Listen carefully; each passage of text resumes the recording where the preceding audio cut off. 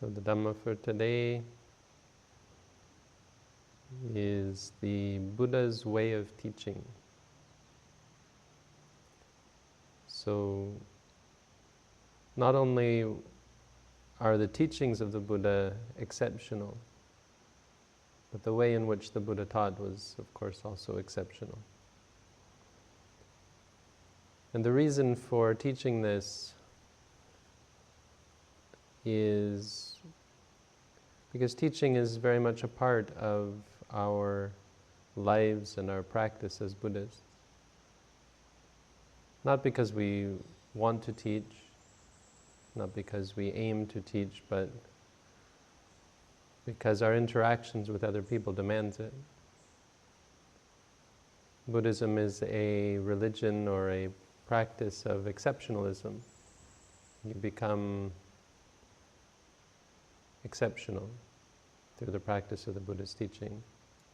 You leave behind ordinary society, ordinary ways of life, and in order to interact with others, you require, it's not about being higher or better or putting yourself above others.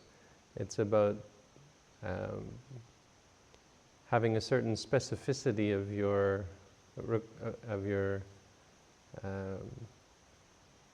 requirements in interacting with others in order to engage with others. There are many things which you find yourself unable to engage in. You can't entertain other people or be entertained by others in the same way anymore. You can't engage in frivolous speech. You just find yourself unable to, uninterested in ordinary ways of behavior. So the most obvious way to interact is to talk about exceptional things, to teach and to discuss and to investigate the truth of reality. So you'll find it remarkable how often you're led to teach and to help others free themselves from ordinary states of stress and suffering that are a part of ordinary worldly life. So being able to teach is valuable, and understanding the right way to teach is a valuable commodity, a valuable quality or skill. So we study and we remember, we reflect on how the Buddha taught. On top of that, it just reminds us of how great the Buddha was, of course, and gives us insight into the nature of the path as we talk about the way in which the Buddha presented the path. So the qualities of the Buddha's manner of teaching are three. The first is that the Buddha's manner of teaching was insightful. The second is that it's irrefutable. And the third is that it's incredible. These are just words that I came up with. I don't have the actual Pali, but taking this teaching, these are three words that just serve as a mnemonic device to help remember the teaching. So the first, that the Buddha's teaching is insightful. The Buddha's manner of teaching is insightful in two ways. First of all, he was insightful in the sense that his teachings delved deeply and fully into the nature of reality. The Buddha's teachings are not superficial. His manner of teaching didn't settle for superficial understanding. He didn't teach simply to find peace or calm as a temporary state of escape. He didn't simply teach many of the things that we find in other spiritual and religious practices. So things like the four Brahma-viharas are a common theme. Teaching kindness, teaching compassion. Another common theme is tranquility. The Buddha's teaching goes deeper than ordinary spiritual teachings, which lead people to states of tranquility and relief, and states of a heightened awareness. Even these states of heightened awareness, heightened sense of kindness or compassion, heightened states of focus, concentration. All of these you find in religions outside of the Buddha's teaching, or in spiritual paths outside of the Buddha's teaching. But only in the Buddha's teaching do you find this depth of insight that allows us to see that even positive states are not worth clinging to. Only the Buddha's teaching takes us to the level of impermanence, suffering, and most importantly, non-self. That nothing is us or ours, or worth clinging to, worth holding on to. And this is readily apparent for someone who practices the Buddha's teaching, that it inevitably surprises anyone who isn't already enlightened. That no matter how much you think you've studied and think you've understood about the Buddha's teaching, when you truly experience the truths that he taught, there's a depth of insight there. So when we teach, this is the first part of being insightful, that we have to remember not to water down the teaching, not to give people what they want, but give them what they need, so to speak. To make sure that our teaching is inclusive, that it includes the whole of the Buddha's teaching, basically the Four Noble Truths. There's a story of Sariputta once teaching a Brahmin, and he said, "Oh, well, these Brahmins, they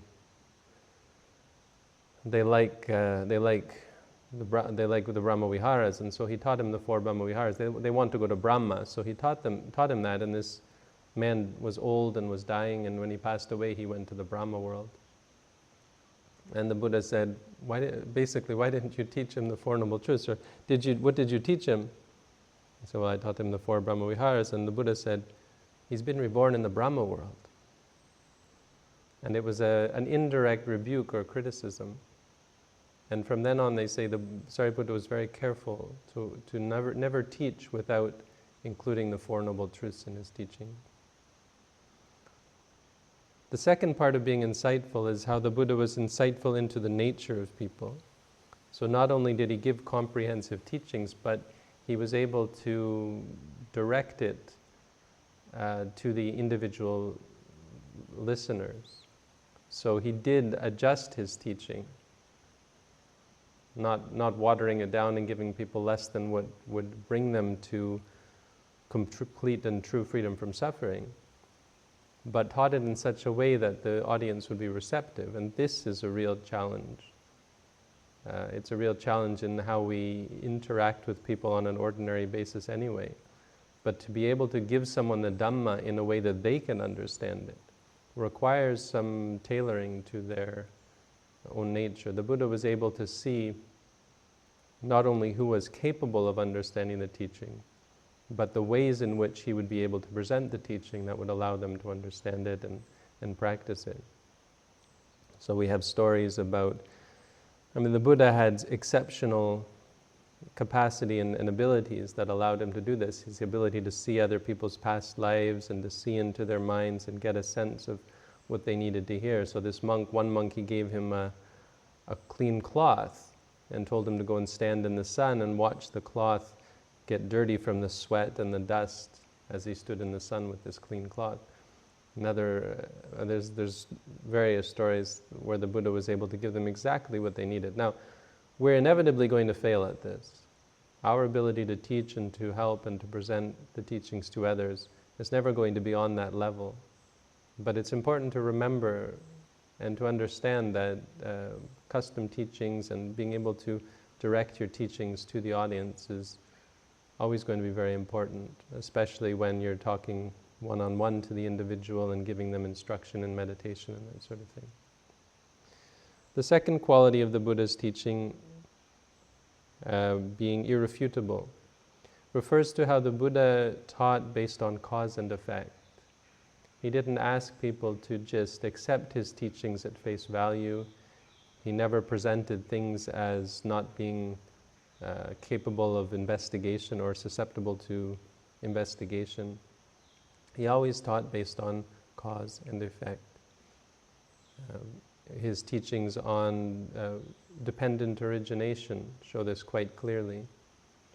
When he discusses the nature of suffering, and he points that the problem in the world is, at a very basic level, simply suffering. He didn't just say there is suffering. He didn't just say, follow my teachings and you'll be free from suffering. He gave a very detailed analysis of how suffering arises. And then he talked about the one and only way in which suffering can cease, and that's through the cessation of delusion, of ignorance. With the cessation of ignorance, that is the key to freeing one from to ending one's experience of suffering. And he didn't just say, believe me in this. He provided causes and he provided cause and effect arguments as to how this came about. If you look at it, the very core of the Buddha's teaching, it's essentially a pair of causes and effects. Craving being the cause of suffering, and the Eightfold Noble Path, or these practices basically, in briefs, ethics, concentration, and wisdom, being the path that leads to freedom from suffering. So in our teachings, in the Buddha's teachings and in the teachings when we present them, it's obviously very important to be able to provide this causal relationship, that we don't just present teachings, practice this way, do what I tell you, that we're able to explain and present the teachings in a way that makes them logical and related to reality, that they have a verifiable quality to them, that a person is able to investigate and see for themselves that X does lead to Y, and the absence of X means the absence of Y, for example. This comes into effect when we try to teach people the practice of mindfulness, because again, it's on a deeper level from ordinary meditation practices. Ordinary meditation, you could give any sort of meditation object. If you read the books in New Age circles, these books on creative visualization, it's infinite, the number of different types of meditation that you can think up.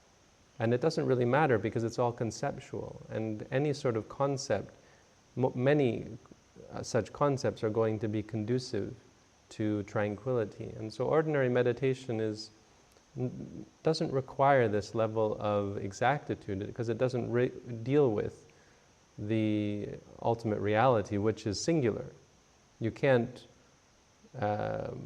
make up some framework by which to understand ultimate reality, because ultimate reality is the way it is. It doesn't change.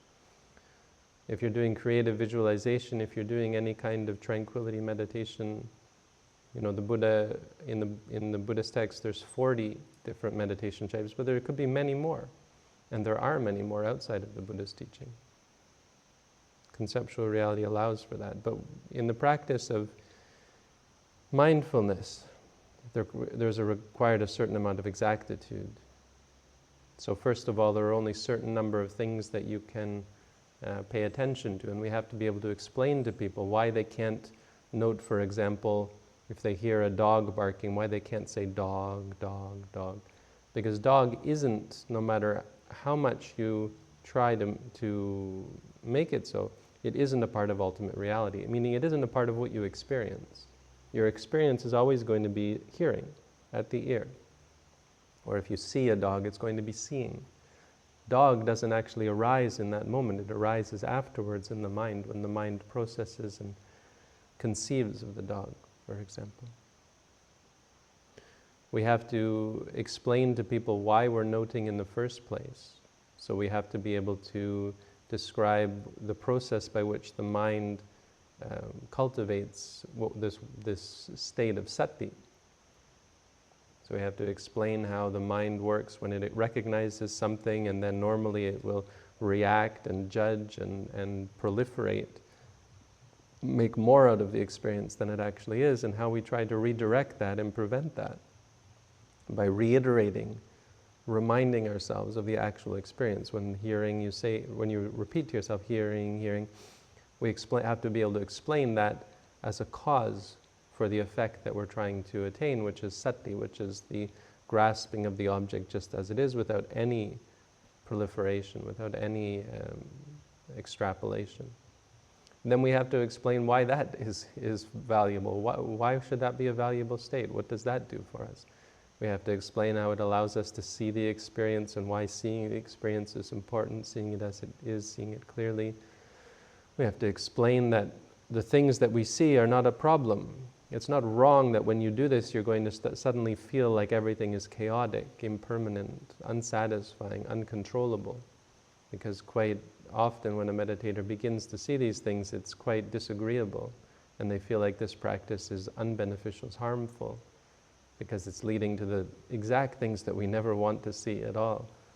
The three characteristics: no one ever wants to see impermanence, no one ever wants to meet with everything being unsatisfying or uncontrollable. So we have to explain these things. We have to explain from beginning to end. The ability to explain this is an important part of the teaching, so it requires study, and it requires experience. It requires you to have gone through this and being able to relate it from your own experience with confidence. The third quality of the Buddha's teaching is that it's incredible. And this refers simply to the remarkable fact that when one practices the Buddha's teaching, when the Buddha teaches someone, they change, they succeed. It's almost as though they're under his spell. There was this other sect in the Buddha's time that's recorded in the texts, and they actually started making this claim that the Buddha had some converting magic, that it didn't really matter who it was. Anyone who went to see the Buddha, no matter how staunchly they were against the Buddha's teaching or in favor of a different teacher, they said he had some kind of magic, that all he had to do was talk to them, and no matter who it was, would convert immediately to Buddhism. What it means is that they would understand and appreciate his teachings. What it means is that they would change based on the new insight and wisdom that he gave, that his teaching was powerful and effective. And this is important. It's quite possible for you to present all of the Buddha's teaching all correctly, but have no effect on the actual listeners. The audience will not ingest it, will not appreciate it. And this goes back to understanding the nature of the audience and being able to know and penetrate into the nature of their minds, what they need to hear, giving them what they need to hear, and providing them with the lesson that would actually be of value to them. The Buddha was exceptional at this. The Buddha's ability to not only know what people needed to hear, but have the ability to present it to them, to have the oratory skill, and to have the wisdom and depth of mind, presence of mind, to be able to provide it to the audience. This is another aspect that we're always going to fail in. We're always going to have students who fail because of our inadequacy in teaching, fail because of their own inadequacy that we just don't see. Maybe we give them a teaching that's really a good teaching for someone else, but is not the teaching that this person needs to hear. Of course, we won't even be able to recognize if a person is necessarily be able to recognize whether a person is able to realize the teachings at all. There are some people in the world who just, their minds are in a very wrong way. People who come to practice for the wrong reasons. Can be very difficult to teach them, and our inability to see that and to understand that is always going to get in our way. It can be quite discouraging as well, and I guess the first lesson is to not let it discourage you. That ultimately we're not responsible for other people's enlightenment. We're responsible for our own actions. And this is why I present teaching as just a part of life. It doesn't have to be effective. As with all things in our Buddhist practice, we can never focus on the results, the actual results, because they're very much out of our control. Even when we practice meditation, it's not going to be a linear practice or progress of constant improvement, constantly improving your life. It's going to be mixed with all sorts of bad results that come from other causes, because life is complicated. A person might dedicate them to the practice and still experience a lot of suffering, still experience a lot of defilement. They might say, here I am practicing to get rid of greed, get rid of anger, get rid of delusion, and it just keeps coming back. This is because life is complicated. We are complicated. We have a lot of bad habits that we can't just erase. And the same goes for our interactions, even more so with our interactions with others. We can't expect that even though we put the right foot forward, do our best to try to express the teachings as best we know how, and it can still be completely ineffective. And this is simply due to our inadequacies, the audience's inadequacies, and many, many other factors that just result in an ineffectual teaching. Nonetheless, this is of course an important lesson for us to remember, that we can't just be satisfied with presenting the teachings. You do find in Buddhist cultures this habit of repeating the teachings by rote. Often you'll hear monks give Dhamma talks and they just say the same thing. In Thailand there was one monk who was infamous for this in my monastery, an old monk. And someone said to me, every time he gives a talk, it's exactly, almost word for word, the exact same talk. It was like he wasn't even really trying. And it wasn't all that effective either. And this is actually quite common and something you don't want to get into. You don't want to get into saying, well, I'm presenting the teachings just as I've learned them. That's great and that's important. It's important that you don't deviate from the true teachings. But it's also important, of course, that you do your best and that you have the intention and the inclination to try to pass on the teachings. Not hoping or wishing for the person to get good results, that's out of your hands. But doing your honest best and having an honest and sincere inclination that not only should I present the truth, but that I should present it in a way that is helpful for the people listening. This is the way we see that the Buddha was able to teach. It's one of his great qualities. Not only did he know the truth, but that he was able to express it to others. It's what makes a fully enlightened Buddha distinct from a Pacceka Buddha. Because there are individuals with less, what we call less perfections, who were able to realize the teachings, the truth for themselves without a teacher. But they don't have this capacity of the Buddha to be able to present them to others. They didn't have the understanding and the depth of wisdom to be able to put the teachings into words. Now we, of course, are in a different situation. We have the teachings all in front of us. Our challenge is to be able to understand them beyond simple faith and confidence in the Buddha. To do our best to try to realize the teachings for ourselves, and to the extent that we're able and to the extent that we're called to it, to share these teachings with others and help them to realize the teachings for themselves. So that's the Dhamma for today.